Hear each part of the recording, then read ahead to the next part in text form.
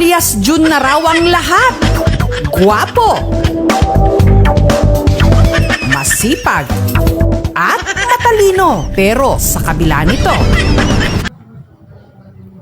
Nag-break po kami ng girlfriend ko kasi nalaman niya yung sikreto ko.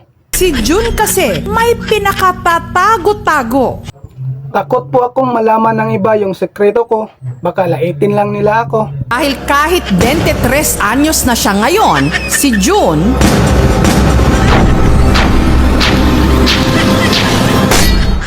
Supot pa po ako, hindi pa po ako tuli. malaking kahihiyan para sa mga kalalakihan kapag nagkaedad na hindi pa natutuli.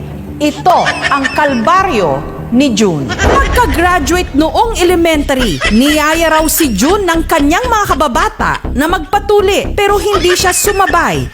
Dati, niyaya na po nila akong magpatuli. Pero hindi pa ako sumabay kasi takot po ako, baka masakit. At isa pa, yung ano ko, hindi pa po lumabas yung ulo, ganun pa po. Kaya takot po ako, kaya hindi po ako sumabay. Ilan para mahirapan itong maiunat. Sa ganitong sitwasyon, maaaring mas maging mahirap ang pagtutuli. Mas gusto ko pa pong magpatato kaysa magpatuli.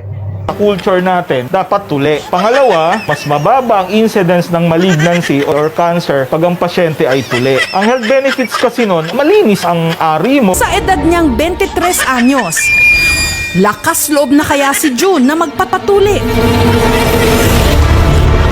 Medyo mahirap na pag matanda na. Kaya si Jun nagkaroon ulit ng agam-agam. Ngayon po, magpapatuloy na po ako. Buo na po yung decision ko, buo na po yung loob ko.